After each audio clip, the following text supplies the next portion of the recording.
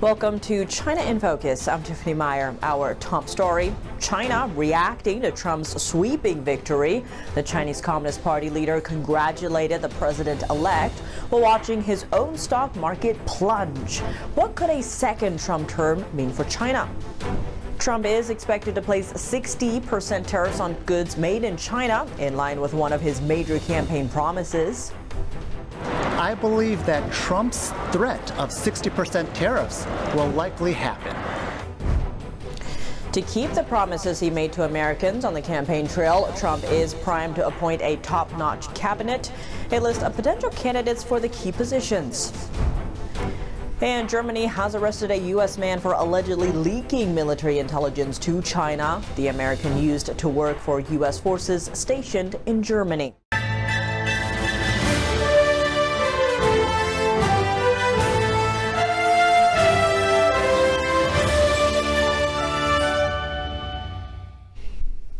Beijing is bracing for Trump's return to the Oval Office. The same president-elect that pushed back on China's unfair trade practices shut down the Chinese consulate in Houston and cracked down on Chinese telecom company Huawei, all while calling Chinese leader Xi Jinping a friend. Xi Jinping congratulated Trump on Thursday, saying the two powers should find a way to get along. China's stock market dropped on Wednesday, with Hong Kong's benchmark index falling over 2%. And outside the U.S.-China playing field, how could Trump's second term reshape U.S. relations around the world? Vice President-elect J.D. Vance has said that Trump would negotiate with Russia and Ukraine to end the war so America can focus on China. Though it remains unclear how that could play out. Wang He is a China affairs commentator. He told NTD that Beijing is observing Trump carefully as he's unpredictable. One moment, Trump could be saying Xi Jinping is my best friend, but he could also start a trade war. He said Taiwan needs to pay the U.S. for defending it from China. But he also could say that if China invaded Taiwan, he would bomb Beijing. He can give contradictory remarks anytime. What does he really mean? What is his logic? It's hard for Beijing to figure out. Trump didn't clearly outline whether he would defend Taiwan in the event of a Chinese invasion, though he said he wouldn't need to use military force to deter Beijing from invading Taiwan because Xi Jinping respects him and knows that he's, quote, crazy. He also said Taiwan should pay the U.S. for defense, likening Washington to an insurance company. In his first term, Trump approved over $18 billion worth of weapons sales to Taiwan, 3 times higher than under the Biden administration. Taiwanese President William Lai congratulated Trump on his win, posting on X that he's confident the partnership would serve as a cornerstone for regional stability. Taiwan's security has a big impact on U.S. national security. It's the linchpin of a line of democracies that geographically prevents Beijing from launching submarine-based nuclear attacks on the U.S. Taiwan also makes over 90% of the world's most advanced semiconductors, microchips that power everything from iPhones to weapons. Another main area Trump is targeting: trade with Beijing. China is one of America's largest trading partners, with goods exports totaling over $500 billion last year. Trump will likely place higher tariffs on goods made in China. That's according to a strategic advisory firm, the Asia Group. Take a listen. I believe that Trump's threat of 60% tariffs will likely happen. At least in terms of the U.S. trade policy towards China, my guess is that they'll look back at where the last trade discussion went during the first Trump administration, and I suspect the Trump administration will say that we still have unfinished business here. So certainly the signals we've gotten so far are a lot more tariffs, or at least the threat of that. In his first term, which ended 4 years ago, Trump began imposing punitive tariffs of up to 25% on Chinese imports, targeting what he called Beijing's unfair trading measures. President Biden kept most of the tariffs, but Trump wants more. He vowed to impose a 60% tariff on imports from China. On another front, the European Union is also threatening to increase tariffs on certain Chinese imports. Lin believes that China does not want to fight a two-front war in that trade arena. And my suspicion is the types of strategies they've used in the past, for example, to try to divide opinion between US and Europe and try to divide opinion within the European states will continue to be an ongoing tactic to try to slow down that evolution of higher tariffs. Some experts believe a trade war would harm China even more than it did during Trump's first term, as the country's economy is now much more vulnerable. High tariffs on Chinese goods will not only pose a major risk to China's economic growth, but also cause Taiwan to drift further away from China. Taiwan economy minister said on Thursday that the Taiwanese government would help domestic companies that have factories in China relocate to other countries. Fashion retailer Steve Madden also said Thursday that it's been working quickly to shift product sourcing out of China and into other countries in Asia and South America. Leaders across Asia are buzzing with congratulations for President-elect Donald Trump. Here's a closer look at some of the messages coming through. As for Taiwan, both the ruling and opposition parties congratulated Trump on his win. A spokesperson for Taiwan's ruling party said the island and the U.S. share common values of democracy and freedom, adding that Taipei is looking to deepen its U.S. partnership. It also thanked the Biden administration for working with Taiwan. The Chinese Communist Party sees Taiwan as part of China, despite never having ruled it. It has vowed to take the island under control by force if necessary. The U.S. doesn't have diplomatic relations with Taiwan, but is bound by law to sell weapons to the island so it can defend itself. Those weapons sales are facing a massive backlog, though, and Taiwan is still waiting to receive over $20 billion worth of weapons. Japan's Prime Minister Shigeru Ishiba told reporters that he spoke to Trump over the phone for about 5 minutes and that the two will look to meet as soon as possible. He said he congratulated Trump on his win, adding that the president-elect gained the support of many Americans. He also said he felt Trump was very friendly and that the two can speak openly. According to the Japanese Prime Minister, it was the first time he spoke to Trump one-on-one. The South Korean president also spoke with President-elect Trump via phone. Yoon Suk-yeol said he held a 12-minute phone call with Trump and agreed to build a strong partnership in the Asia-Pacific and global region. Yoon says he and Trump discussed North Korea and its missile launches. He says the two also want to meet in the near future, adding that the trilateral partnership with Japan will continue under Trump's presidency. Yoon pointed out that South Korea has not ruled out supplying Ukraine with weapons following North Korea's deployment of troops to support Russia in its war. Beyond that, Yoon said Trump noted South Korea's success in shipbuilding and vessel maintenance and said he looked forward to discussing more about how South Korea can aid the American shipbuilding industry. After clinging to victory, President-elect Donald Trump is now primed to select his picks for a new cabinet. From high-profile politicians to Wall Street leaders, some American elites are eager to fill top posts in the Trump administration. The first post, Secretary of State. Senator Marco Rubio is among the top picks. He's known as one of the toughest China hawks. Rubio has introduced multiple bills to counter the Chinese Communist Party. Former National Security Advisor Robert O'Brien, who served during Trump's first term, is also a hot pick. He and Rubio both defended Trump's Taiwan policy.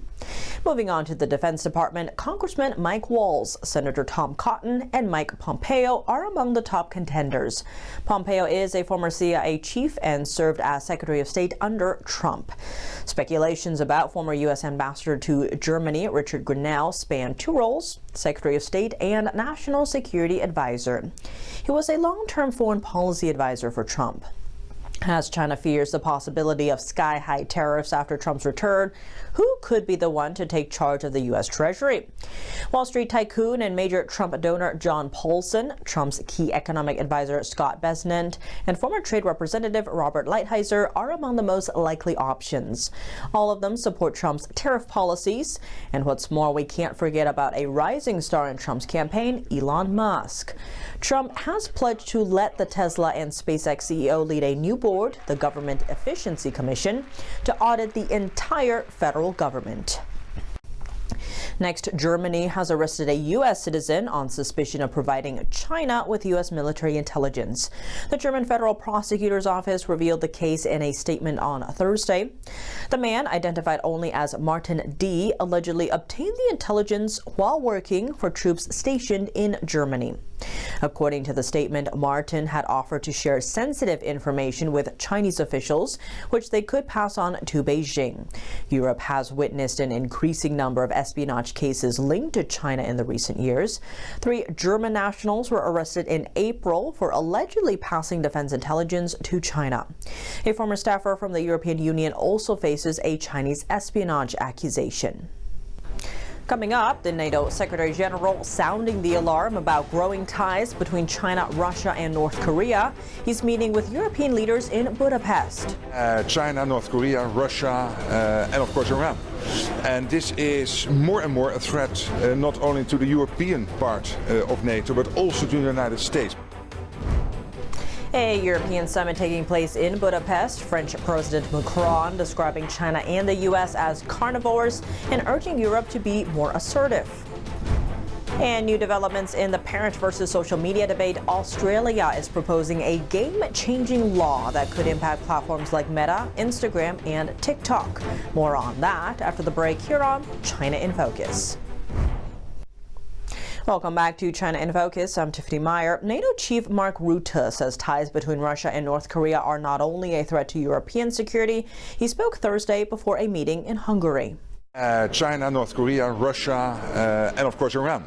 And this is more and more a threat not only to the European part of NATO, but also to the United States, because Russia is delivering the latest technology into North Korea in return for North Korean help with the war against Ukraine. And it is a threat not only to the European part of NATO, but also to the US mainland.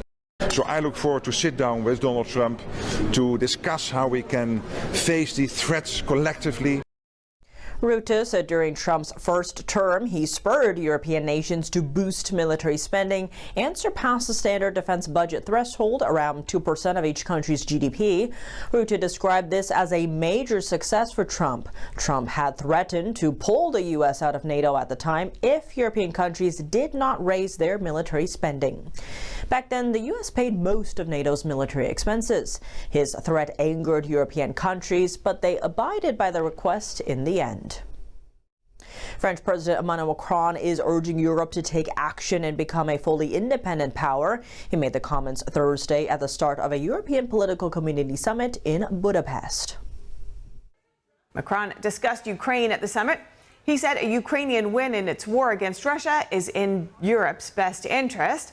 Macron also said it's necessary to protect European democracy and public opinion from external influence. He warned that liberal democracies risk collapse if they don't regulate content. Macron also argued that Europe shouldn't rely on the U.S. for security and innovation or on China for economic growth. The French leader urged his counterparts not to remain static in the face of the two superpowers, which he called carnivores. He said Europe must adopt a more assertive stance, moving from a passive herbivore to a more resilient omnivore. Et une géopolitique, on le voit bien. There is a geopolitical situation where it is clear that we have two blocks, the United States of America on one side and China, which above all seek their own interests. And both decide to be much less, if I may say so, complacent with international rules, or in any case respectful of them. Like many, I had the opportunity yesterday to speak to the president-elect, Donald Trump. Some of us around this table know him from 4 years ago in his previous position.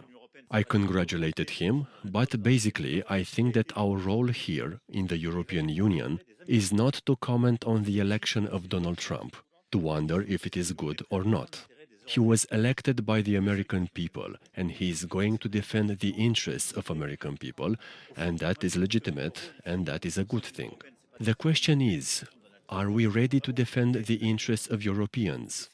That is the only question that we should ask ourselves. And for me, I think that is our priority. Et moi, je pense que c'est notre priorité. Ukrainian President Zelensky urged leaders at the summit to adopt a peace through strength approach against Russia's threat. His appeal came after Donald Trump's re-election, raising uncertainty about the future of U.S. support for Ukraine. Trump has vowed to end the war, but criticized extensive U.S. aid to Kyiv. Zelensky praised Trump's stance on strength in global affairs at the summit, urging Europe to firmly back Ukraine. He warned against concessions to Russia, calling it suicidal for Europe. As former President Trump prepares to step back into the Oval Office, speculation is swirling about America's dynamic on the international stage. Cameron Hamilton, a Navy SEAL combat veteran and former division director at the Department of Homeland Security, weighs in. I would be shocked at this point if the Chinese Communist Party pursues a pathway to actually take back the island of Taiwan. I think the rhetoric has been there. I think we saw what's happened in Hong Kong. But I think with the Trump administration coming back into office, I would be extremely shocked if they actually made an action and a step against Taiwan. If they do, I think it'll be before Trump takes office, so they already have a foothold, if you will. But the over-the-horizon operations that they're planning there are very unique. China has also extended itself financially in ways that are very unstable. So China actually was significantly impacted through some of the sanctions and some of the trade agreements that Trump had brought about. So I think that they're going to try to negotiate with Trump to find a mutual path forward. And I think Trump will also leverage China significantly and put pressure on them to keep actors like North Korea, who's now committed up to thousands of troops to fight with Russia in Ukraine. I think he'll use entities like China and many others to help dial that back and to ensure that the Southeast Pacific can really sort of calm down and de-escalate some of the rhetoric and tone. I do think that also Trump was very successful in bolstering a relationship with Japan. That's an interesting counter to some of the prerogatives of the PRC. So he has a style and a likeness that really can't be modeled because, again, we have someone who didn't spend time being groomed through traditional diplomatic channels. He's a businessman, and I think he just wants to find prudent solutions that make sense and move forward. So it'll be an interesting first few months, that's for sure. Yeah, for sure. And what do you think about the relationship that's going to be like between the U.S. and Taiwan? Because Trump has said that he wants Taiwan to pay more, right? So I'm wondering what's the dynamic going to be? That's a great question too. One of the programs that actually helped being brought about from the Trump administration was engaging and encouraging Taiwanese companies to invest in U.S. infrastructure, to build here.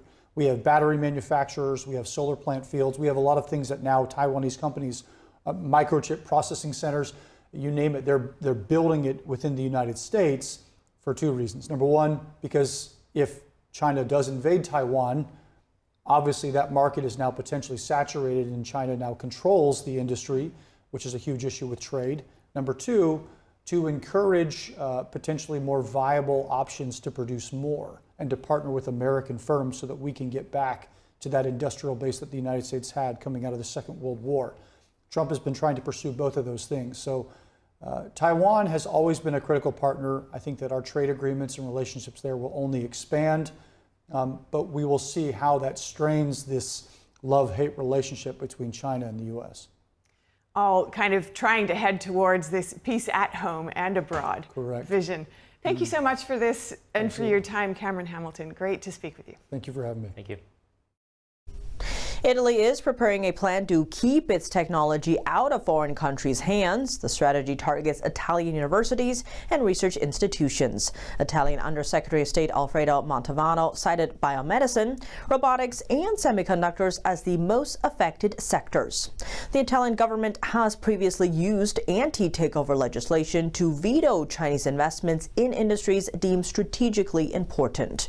But those measures didn't cover universities and research institutions. The new plan is set to fill that loophole. Reports say the plan might be ready before the end of this year. Australian Prime Minister Anthony Albanese saying Thursday that his government plans to outlaw social media for children and teenagers under the age of 16. The country is testing an age check system to block kids from social media, with a possible ban as early as next year. Officials said the rules would apply to platforms like TikTok. Albanese highlighted the dangers to children, including harmful depictions of body image and misogynist content aimed at boys. The law will be introduced this year and take effect 12 months after approval. There will be no exceptions for children with parental consent, or existing accounts. He added that social media platforms must prove they're blocking underage access. The onus will be on social media platforms to demonstrate they are taking reasonable steps to prevent access. The onus won't be on parents or young people. There will be no penalties for users. Communications Minister Michelle Rowland said the rules would apply to platforms like Meta, Instagram, TikTok, and X. YouTube would probably be included too. None of the companies could be reached for comment right away. Many countries plan to limit children's social media use, but Australia's policy is one of the strictest. France proposed banning social media for people under 15, but allowed exceptions with parental consent. The US has required parental consent for children under 13, causing most social media platforms to ban those under that age. Outside Australia, Canada announced Wednesday that it's ordering TikTok's Canadian business to dissolve. The move comes after a national security review of the Chinese company behind the app. Canada says the step is meant to address risks related to parent company ByteDance. Though the Canadian government notes it's not blocking Canadians' access to TikTok itself or their ability to create content. Japan's third largest automaker Nissan said it would slash 9,000 jobs and cut global production capacity by 1/5. Nissan cut its annual operating profit forecast by 70%, down to $975 million. It marks the company's second downward revision this year. Looking back on the first half of this fiscal year, Nissan's global sales fell 3.8%, largely due to more than a 14% drop in China sales. On top of that, U.S. sales fell almost 3%. Together, the two markets account for nearly half of Nissan's global sales by volume. That's all for today's China in Focus. I'm Tiffany Meyer. If you have any feedback on the show or have something you'd like to see us cover, send us an email at chinainfocus@ntd.com. We'd love to hear from you. For round-the-clock original news coverage, visit us at ntd.com or download our NTD app. Thanks for watching. See you soon.